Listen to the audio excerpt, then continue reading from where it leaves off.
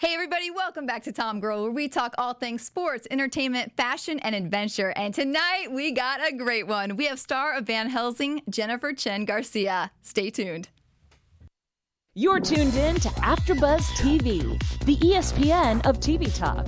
Now, let the buzz begin. Hey guys, welcome back to another Tuesday here at TomGirl. I seriously am so freaking pumped for this one because Jennifer, you are like the ultimate TomGirl. Pretty much. Yeah. I'll take that as a compliment. Of course, yeah, my idol. So thank you so much for coming. I appreciate you taking the time. Thank you for having me. Let's first start out what people probably know you best from is Van Helsing. So the character of Ivory, what a treat is it to play her? Honestly, it's like every girl's fantasy, in my opinion. You get to just actually live your true organic state. And most of the time, aren't we a little pissed off with how... Can I swear? Yeah, you can swear all you want. With how, you know, the show's been run and now you just kind of, as a woman, you want to step into those shoes. You want to tear away and break through. And I love that she's doing that. And she's actually inspired me to do that. So it's been a fun, really, really fun ride. So how has she inspired that in your own life for you to do? How she just gives zero fucks. Zero fucks. And she sees it. She's been watching from the sidelines. She's been this soldier and always kind of respecting the way men and certain vampires were running the show. And then she just decided to take matters into her own hands. And that's what inspired me in my life now, and just owning that more and trusting your instincts and not and learning also how to say no, that you don't want to do it. You're going to do it your way. And I admire that. So, yeah. She has been such a fun character to watch because of that transformation that we've seen, and now seeing her like running the sisterhood and like ripping out hearts. And what have been some of your favorite scenes? That ripping out heart scene was pretty fun. I mean, it was a very sticky day. We have all different types of blood on the show, and that one particularly, like, we wanted it to beat, right? So we had it rigged through my costume. So there's like a bunch of photos where I'd be just sitting there holding a heart. but the magnitude of that scene and how that was really her stepping into her own destiny. So that's been my favorite Ivory moment so far. Talking about the behind the scenes a bit with that, what was it when you taste? What did it taste like when you bit into it? What's in there? It's very sweet. It's very much like Coca-Cola. Like it's very very sugar. That's why you like end up. I think that's also why she ends up yelling so much, because I'm just like hopped up on all this sugar from the blood. But yeah, it's very, very, very sweet. And being able to like run the sisterhood like that now too, does that kind of parallel like real life for you at all now with kind of the changes in our culture and the power of women? I feel a responsibility now. I mean, I feel like life is kind of, well, literally has handed me a microphone, so now I want to use it correctly. And I think it's like I grew up in an environment where, you know, being a girl, being the way I was, and not just, you know, interested. Like, of course, I love fashion and I love all girl things, but I mean, I also like to get dirty and I fight, and, you know, I'm not in any little just girly mold. I have a different vibe to myself, and it's really interesting now because you also see just so many other women coming out and realizing too that they don't have to fit in a certain mold either. And it's been so interesting with social media and people reaching out that you just, you know, you've always felt like alone for a long time, and now you just see like-minded people, and it's incredible. And the fact that I get to be a part of that and hopefully inspire change and make a girl feel, you know, that she's not some weirdo is amazing. How did it feel for you finding out you're going to get to play this role that is a tough girl like that, like such a strong one, versus some of the other maybe more passive roles or, you know, characters? Well, because of my height, I've never really played the damsel in distress.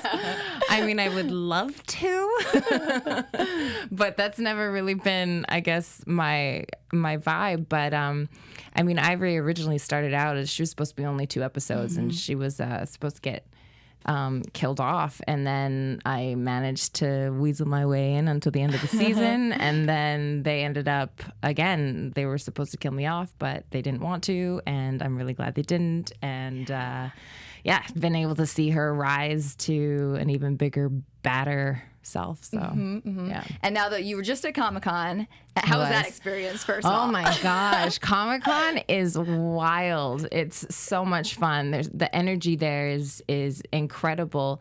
I mean, sci-fi fans are the best. I mean, I love it. I love that I went to go, like, every morning you go and you grab a coffee or something and, like, Chewbacca's sitting there. And I'm like, this is awesome. You know what I mean? Just everybody feeling like they're in their true form, you know? They're like, there's nothing but good vibes over there. It's a lot of fun. Have you ever been? I have not been yet. AfterBuzz does. They send people and they go every year, but I haven't gone yet. So I'd love to check it out. Hopefully next year. Yeah. So they released before that, or maybe the trailer for season 4. So tell us. I know you can't tell us a lot, but what are people in for in season 4? Oh, more blood. They're in for. We've added a lot of new members to our cast, and I think they're going to really love these new members. Kia and Nicole joined us this season, and I mean, they're just badass. So you're just going to see more of the same stuff that you really enjoy, and you're going to see some characters rise and some of them fall. Dun, dun, dun. Dun, dun, dun. And you're all done shooting, correct? Yeah, we're done for now. How long was the shooting process for you guys? Oh, geez. When did we go to camera? It's like now all a blur. I think it was about 2 months. Oh, wow. 3 months? Something like that. 2 months? It's pretty quick. Pretty quick. Yeah. Pretty quick. And when you're in it, it just, and all of the next thing you know, you're wrapped and you're like, wow, what just happened to my life? But yeah. When you're in it, so what kind of actor are you? Are you like, are you feeling that angst a lot through those 2 months then? Or you just kind of let that go on the side? Well, for her, since, you know, there's a lot, it would kind of have to bring up old demons and stuff. I think I do a pretty good job coming home and not trying to eat my husband or anything like that. So I think I managed to keep a balance. Yeah. But there are moments where he'll walk in the door and he'll be like, "Is Ivory there?" And I'm like, just give me a second. You know what I mean? Yeah. So sometimes it does seep through, but I think I'm doing pretty good. I'm learning. You probably can't talk moments, but are some anything you can give us about what we'll see from her in season 4? Without getting fired? Yeah, don't get anybody in trouble. You're just gonna see her evolve. Kick some ass. Oh, definitely ass kicking. But you're gonna see some growth and some change, and I hope you like it. All right. Yeah. Here we go, guys. Yeah. Let's talk about those amazing fight scenes. So you do all your own stunts? I do. How do you train and how do you do your stunts? Well, I was always a little bit of a scrapper when I was younger, but I've decided to take it upon myself because I knew that I really wanted to be physically capable to work with the other stunties that come onto the show because they're the real deal. They're like full-on ninjas, and when you're coming up against them, you want to just be able to at least match what's going on. So I've been training in Muay Thai and in boxing, and I actually just started Taekwondo and going down that journey and getting in touch with my Korean roots. And so yeah, it's been a lot. It's definitely not a lot of sitting on your butt doing nothing. It's been pretty physically demanding, but I love it. I mean, that's my action. That's my lane, and I love it. And you train with T3 training, right? Yeah. I see a lot of like the Arrow and different cast members, people in Vancouver training with them. Yeah, with Tom. Yeah. So what kind of training is? Oh is my it with gosh, him? he is. Whew. Every time I see him, he's like, "Are you ready?" And I'm always like, "No, I'm not ready." He just always comes up with new and interesting ways to really make us cry. He has this way of like, we have to balance on one foot and then throw up a thing and then catch it, and then all of a sudden like spider move down another thing and then climb up another thing, and all holding weights. And like, he's just but he's incredible because he always keeps it new and fresh. Because I mean, if you go to the gym, it can be, I've never been a gym person until Tom, and even so, like I rarely go into one if I'm not with him, because I'm just like, I don't know what to do here. But, yeah. How does having that physicality and that athleticism in you inspire your characters and what you bring to the acting table? Well, I feel like, you know, if you're playing a warrior, you're gonna want to know, like, you're gonna want to look the part, and you're going to want to be able to hold the sword. And if, you know, most of the time you do use rubbers for safety with the other actor or the stunt performer and stuff, especially if it's like going near the eyes or whatever. But there are some times where you do have to actually hold, you know, the weapon, whether it would be for a close-up or something, you're going to slice something or whatever. And those weapons tend to be heavy. So even just a simple like that, you need, so you're not like, ugh. You know what I mean? So I think it is important. I mean, if you, you're supposed to be a warrior and you know, look weak or something, I feel like maybe then you won't really be able to make the audience, you know, get lost in your performance. They'll just notice that, like, I don't think that person can even run. You know what I mean? So I feel like it is important to be able to fully transform yourself. Yeah. Yeah, no, I completely agree. Sorry, I don't know if that was me beeping over there. Is that me? I'm sorry. Oh, we need to grab it because it's just beeping and it's a noise. Hold on 1 second, sorry. For a second, I thought it was me, and I was like, oh, gosh. I always turn this off, but I did not today. My bad. Okay. Sorry. No, it's all good. It happens. Before you have to hear it for the next 30 minutes. Yeah, right. Yeah. No, I do think, like, because I played college basketball, and when you watch basketball things and people, like, don't know how to shoot or whatever, like, things like that when they're not doing it correctly can definitely take you out of out of the film, I feel like it's show. part of your job. Like, if you're playing a dancer, you want to know how to move, you know, at least to sell it a bit. You know, I know that there's doubles and things like that, and there's ways of getting around, like, especially if it's ballet or something like that, something so technical. But, you know, you still want to know what you're doing. Yeah. So you've always, from like earlier age, you were into the arts and athletics. So let's talk about kind of your childhood a little bit and how you fell into acting. Well, I grew up on a horse farm just about an hour outside of Vancouver. And, you know, there's not a lot to do, and you're grazing horses or you're shoveling poop, and your imagination's running wild. And there's many times that I would make the stable be like, you know, this place where they're holding hostages and all this stuff, and I have to break into the stable and, you know, making late night feeds or horse checks or whatever more interesting. And then you would go and I would like crawl through my yard just to like feed the dog. But, you know, keep it interesting. Like I said, I was not a popular kid. I was very awkward in my hometown, and so, you know, your escapes, right? And that's that. I always went to the movies for that. And you now that you say too about having the microphone, I know one thing you speak out again about is bullying and how you were bullied a little bit in elementary school or junior high. Yeah. Yeah, I mean, I guess it added character. Yeah. But it's just a problem that I think, I mean, even kids today, and I can't imagine being a younger kid these days, because now at least I was able to go home and it ended there. But now with social media and other ways, like, they can just keep touching you, and it just, I mean, I just really hope that people can just learn to accept or agree to disagree and just move on. I mean, there's so much more in life. And I mean, if anyone is out there and is struggling and is feeling like they don't want to continue, please trust me, it gets so much better.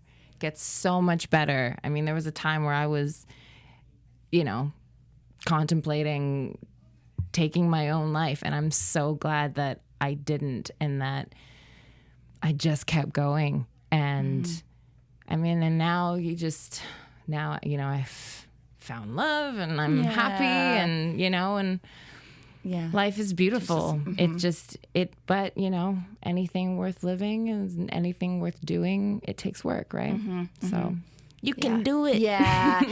And acting can be a difficult career in the sense of the highs and the lows and the different things. How have you found, the strength or that drive to keep going and have faith in yourself? I see those bullies' faces. Just like, one day. Yeah. And, you just kind of remember all the people that tell you no.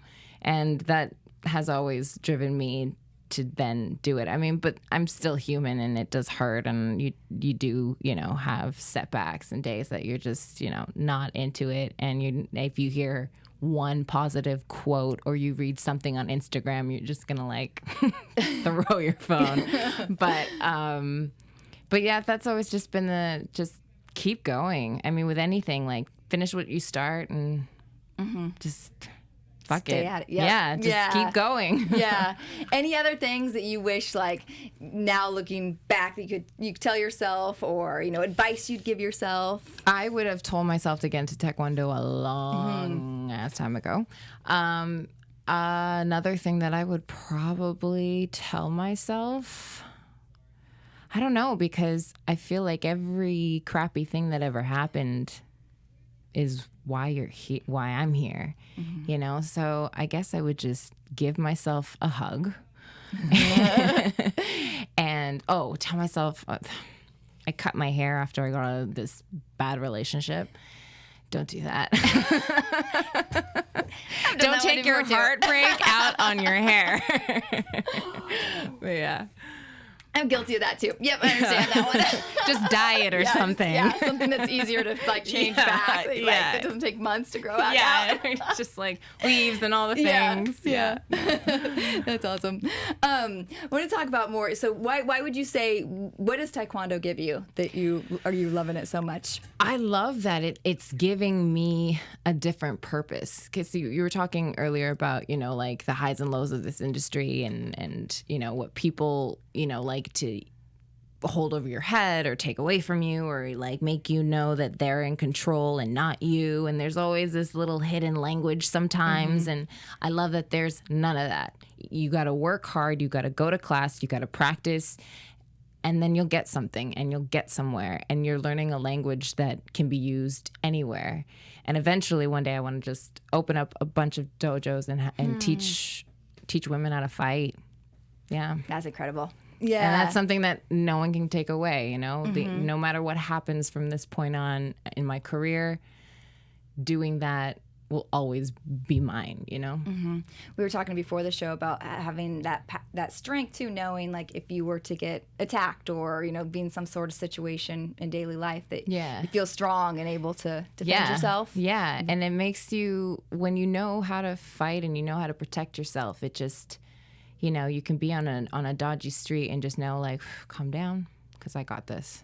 And that sends a signal out too. Like a lot of the time predators will see that someone's weak or someone's scared or someone's whatever, like never let them know. If you're lost, never let anybody know. You just keep going, look like you know what you're doing, and slowly just try and hope GPS works and get yourself out of there. What are some of the other things that people might not know that you're into doing? Like, I think I've seen some snowboarding pictures. And some other activities. Yeah. I finally was able to surf. It has been a long journey with that. So finally I can actually say that I can get on a board and surf. So that's been a huge accomplishment, because I don't know, have you ever tried it? I've just taken a lesson. I took a surf wine lesson with ladies once, which was actually great. Surfing and wine? It was a great day. We surfed all day and then never got to do that. Massages afterwards. I know. That sounds perfect. I know, and they never did the workshop after that again. I was like, so I only did it once. But you eat water. Yeah. It's not as easy. I'm glad you had the wine and wash it down. Yeah, and the massage. After I've been kinked all day. A massage is everything. Yeah. Well, how about, so you're born and raised in Vancouver, and now you came to LA, and then you got a job that then works in Vancouver. So you got to go back home. Yeah. It's been actually, it's funny how that's kind of worked out, but it's good because I get to be close to my nephews and my niece, and I have another niece on the way. And so it's been really nice that I actually get to, see some fam and be around. And yeah, it just worked out too that my husband too ends up working in Vancouver, but that's the great thing about being in Vancouver is that you're only a 2-hour flight away, And I love LA. I mean, how can you not love LA? Yeah, there's great things here. But I've never been to Vancouver, but I've heard amazing things. So what are some of your favorite things to do or your favorite spots in Vancouver? If you come to Vancouver, you got to do a hike. You got to get up in the mountains. The mountains are incredible, and just breathe that air. There's nothing like Vancouver air and water. So, I mean, you can just go to the tap, and it's just like, it tastes like bottled water. Like it's a really clean, beautiful place to live. And I mean, I know it does rain a lot, but if we didn't have the rain, then we wouldn't have the beautiful, greenery. So yeah, I've been looking at some Vancouver Island pictures and hikes, and they just look incredible. So yeah, gonna do it. You should come, and then we'll go hiking. Okay, I would love that for sure.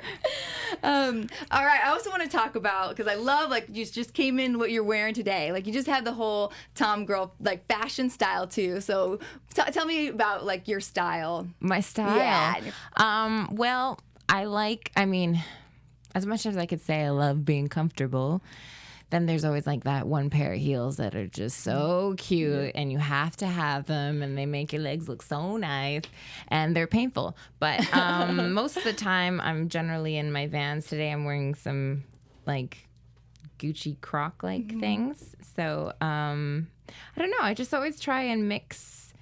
I always just want to be ready and know that I can breathe, because I always feel like sometimes when you're in the tight stuff, you kind of feel a little suffocated. Yeah. So not as free. Not as free to just. Yeah. Put some shots from your Instagram too, a couple too, because I love that shot. I thought that was really cool. My little tutu. That's, oh my God. I mean, if you really want to get real, it was like time of the month, and I was like, oh, that's actually me being like, I have to breathe.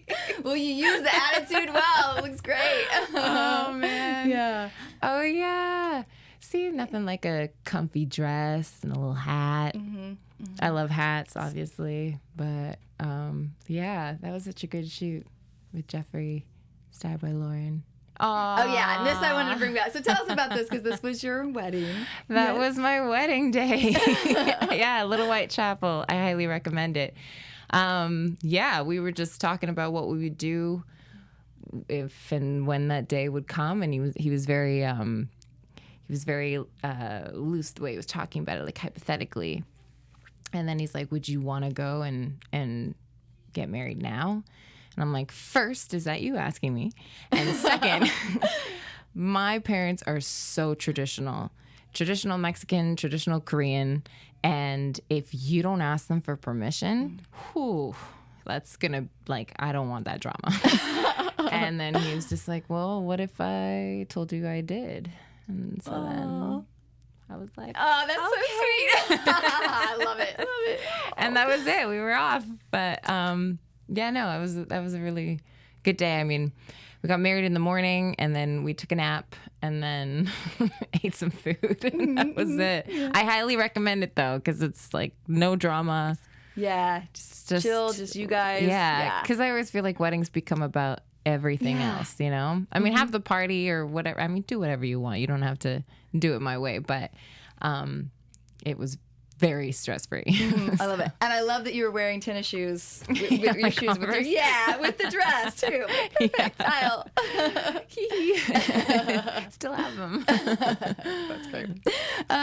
Let's talk a little bit about, I guess, just if do you have any advice for other people who, other girls out there or boys, like people wanting to pursue acting, as far as like classes, workshops, things that they should be doing daily to help with their craft? Get involved with theater. Like I feel like theater gives you a lot of tools that are necessary for when you get on set. And I know that's different. A lot of people say, yes, take acting classes and all of that. But I really feel like theater will help you find your voice. I think finding your voice is the most important thing if you want to pursue acting. Mm-hmm. And don't listen to anybody when they tell you no. Just keep going.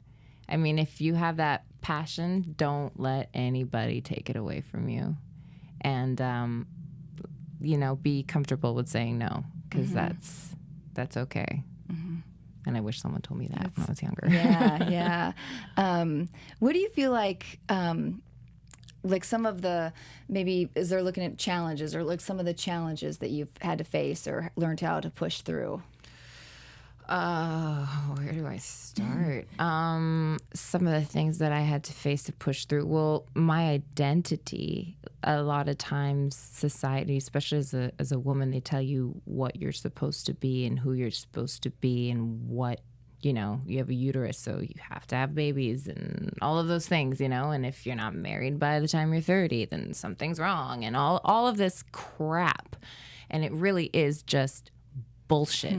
Because that's not the case at all. Like you can't have it all. You can have, what does that mean, So I think the biggest lesson I've learned so far in life is that nobody knows shit. You just have to follow your gut and go with it, because there is no right or wrong way to be yourself. I mean, granted that you're not hurting anybody, but just stick to your heart, and whatever your heart's telling you to do that. I know that sounds really,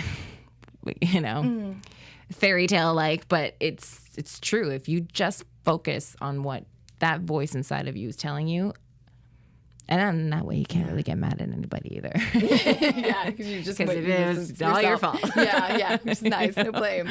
Yeah.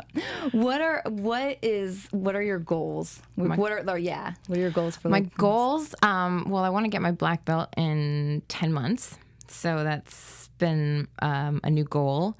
My second goal would be to start working more hands-on with youth and giving. I'm trying to create a place, or I don't know whether it be online or actual physical place, that people can come when they need help, and help in every way. I just think that love is something that we don't really have a place to go and get sometimes, and so I'm trying to figure out what that is. So my goal is trying to figure out how I can give back, and so that's why I feel like it would be a dojo, or it would be some sort of place where people can come and learn how to protect themselves and cry and be vulnerable and all of those things, right? Yeah, those are fantastic goals, because everyone needs places like that, right? And it's hard. And I think in big cities and stuff too, you think, and especially in this industry, and I mean the world of social media and how you look, and I feel like I can't lie, like I'm vain. I think we're all vain, but it kind of takes over that idea, and I hate it. I hate when I see some models and they're taking photos with pizza and hamburgers and all of this stuff, and I'm like, come on, man. And or people that I even know that are doing that, and then they push the pizza away. I'm like, do you know the message that you're getting? Like, do you know how many times I would watch that and then like die because I didn't have that, but I was eating that, and you know what I mean? Like, just I want to stop with the BS. We've got enough. It's saying how much it's making everybody lonely too, and missing it's real completely realness. missing the point, so anyway. On an acting note, are there any like dream roles you want out there, or things you have your eyes on? Catwoman. Nice. That's probably my dream role, Catwoman. And I would love to fight Keanu Reeves in John Wick 3 or 4. No, sorry, 4. It's John Wick 4. Yeah. Nice. That's my goal. I would love to be the female John Wick. Well, we want to see it.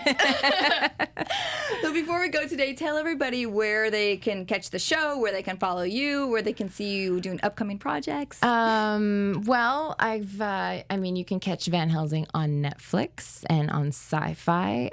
It's coming out season 4 is coming out in the fall. And you can catch me on Supergirl. Can't really say too much about that, but it was a personal project, I guess you could say, because it's the first time I got to work with Jesse. So that was really interesting, and I can't wait for you guys to see it. So he's actually directing you. Yeah. On set. Yeah. That's sweet. Thank God no marriage debates on set. Yeah. Good. Everything went smoothly. Yeah. Well, he's a good director. Yeah. So, yeah. Oh, fantastic. All right. And social media handles. Oh, what is my social media? At JC Garcia Warren. Come see my dog. And her dog is so cute too. Yay. Well, thank you so much. It's just such a joy. Thank you so love much for everything having you do me. and your attitude and your toughness. It's just awesome. Thank you so much for having me. Of course. All right, guys, that wraps up another episode tonight. We'll see you here again next week. Thank you. Bye-bye. Thank you. Bye. Our founder, Keven Undergaro, and me, Maria Menounos, would like to thank you for tuning in to AfterBuzz TV. Remember, we're not just the first, we're the biggest in the world, and we're the only destination for all your favorite TV shows. Whatever you crave, we've got it. So go to AfterBuzzTV.com and check out our lineup. Buzz you later. The views expressed herein are those of the hosts only and do not necessarily reflect the views of AfterBuzz TV or its owners or principals.